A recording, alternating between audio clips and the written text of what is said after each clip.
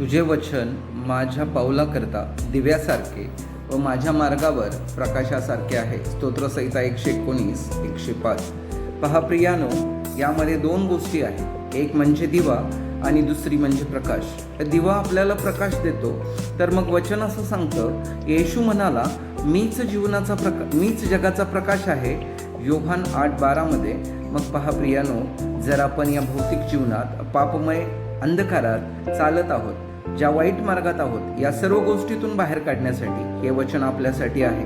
कारण येशू जर जगाचा प्रकाश आहे, तर आपण पापातून, वाईट गोष्टीतून बाहेर पडावं, यासाठी तो दिवा बनवून आपल्या पाऊलासाठी, आपल्या मार्गावर प्रकाश बनवून सदोदित आपल्याबरोबर आहे.